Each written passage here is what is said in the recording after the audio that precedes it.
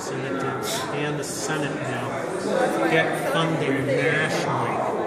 If you're a representative, I'll give you an interesting example. We had for quite a long, not a long time, for 2 or 3 terms, Heath Schuler represented Western North Carolina, former professional football player. Right. A Blue Dog Democrat, had mountain values. He got more than half of his funding for his campaigns from outside the state. Not outside his district, outside his state. Yeah, I mean, so that. What is he going to be advocating? He's going to be looking out for his big cash donors who might live in your state, Alabama, or anywhere else. Yeah. I think if we really want to improve the process, it's worth trying to have a system where a member can only get donations from people within his district if he's a representative in the House. I agree. Or if he's a senator from within his state. Well, I realize that there's a gray area. You're going to have a problem if restaurant owner X has a restaurant here in North Carolina and right across the border in South Carolina. Right. Yeah, you're going to have that problem. But at least you can start keep to the basis where it belongs in that state. Yeah. I've never heard anybody suggest that as a possible improvement, though. I've never heard a Democrat, a Republican, a liberal, a conservative, a libertarian, an anarchist, a communist, suggest it. Everyone wants to keep their power. Yeah. They don't want to relinquish their power. So. But I mean, the thing that gets me about the Democratic and the Republican parties is both of them have gone to court and sued to keep other candidates out of the presidential debates. And how is that a democracy? You know, when they're successfully going through the courts to keep other people out. Because I may not vote for that Libertarian, I may not vote for that Green Party candidate, but I had the right to hear what they have to say. You know. It's funny you mention the Libertarian Party too, because the more I hear about the Libertarian Party, the more I like it. Yeah, I mean, they may not be perfect, but they basically are like, let the people alone. I know there are a lot of people in D.C. that don't like Rand Paul, but I respect him for at least being a little different.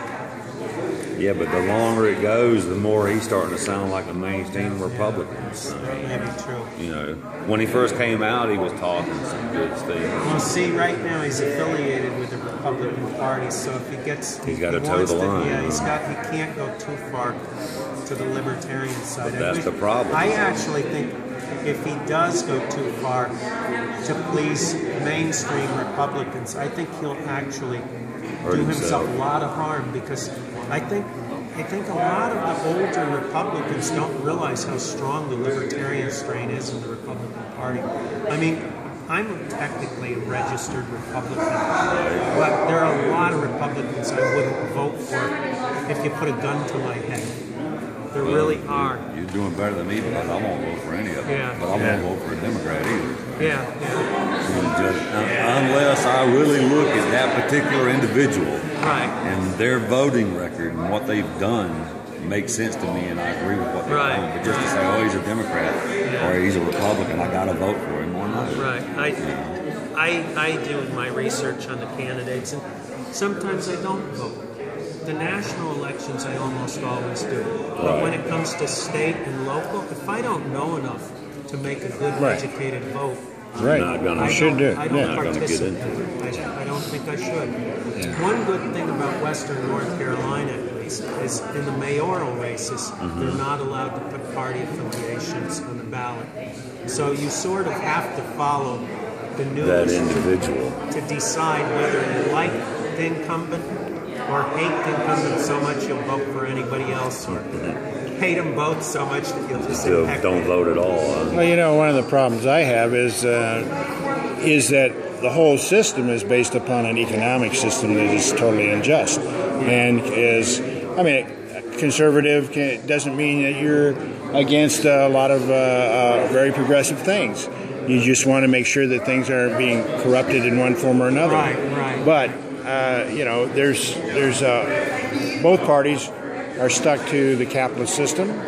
Both parties are going to continue that with the libertarians.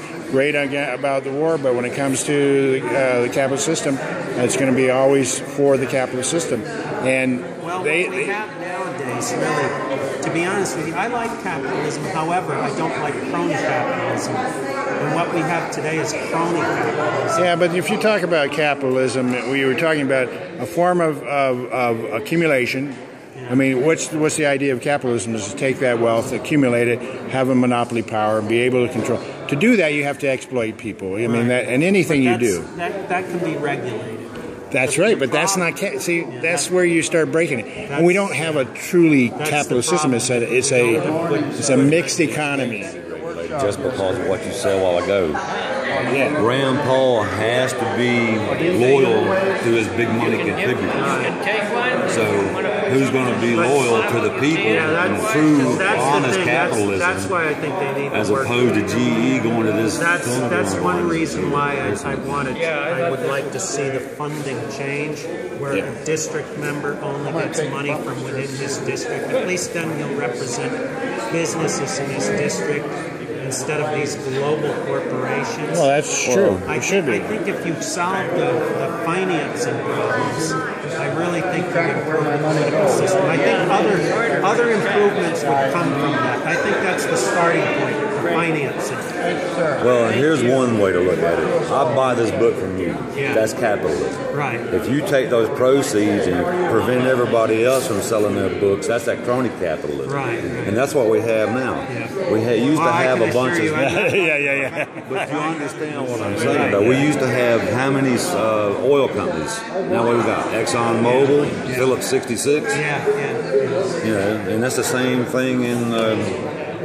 kind of the same thing in political circles. Oh, yeah. We need more than Democrats and Republicans, but that's all we have because their moneyed interests have choked out everyone else. You're right, especially in Congress. Yes. But you know, it's the fault of the people. Thank you. Yeah. Because we are so blindly loyal to the Democratic Party or the Republican Party. It's very interesting you said that, because I saw Michael Bloomberg on the news the other day. Yeah. The mayor of New York City. Right. And he's a registered independent. Used to be a Republican. A lot of Republicans don't like him because he's liberal on this issue or whatever.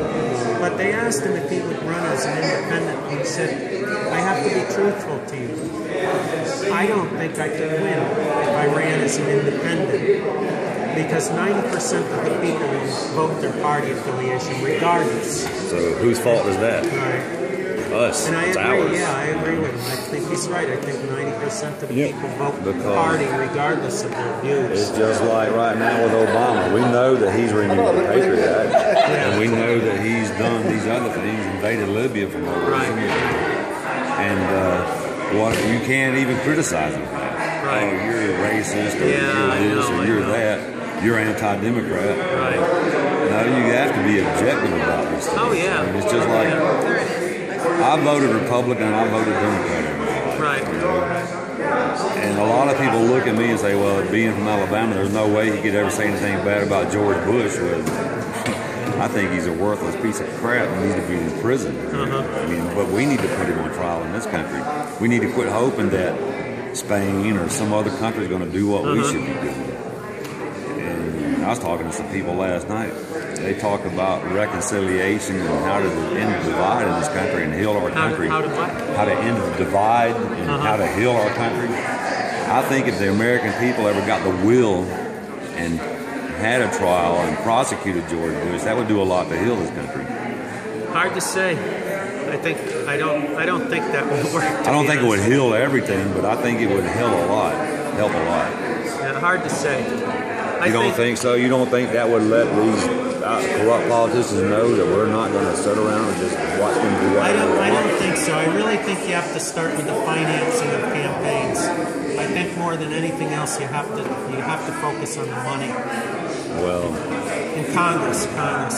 I'm not so sure about state legislators. I don't know enough about the financing of their campaigns. They might actually be more regulated. Yeah, but you know, and you may be right, but I believe that if this country had prosecuted Richard Nixon for the crimes that he committed, that would have sent a message to any of the coming presidents. Yeah, we're not going to tolerate this kind of corruption. He resigned first. Yeah, he resigned. He got away with it. Yeah, he might have actually. The Senate would have found him guilty. He would have been. It wouldn't have mattered because Ford pardoned him anyway. Yeah. Because they never prosecuted him. That's true. Yeah. Because, impeachment just removes you from office and prevents you from holding office. That's not a criminal prosecution. Right. That's where this country failed. Right. There was no criminal prosecution of Richard Nixon for the crime that he committed. Yeah. And that just opened the door for the following presidents to say, well, he got away with it. What can I do?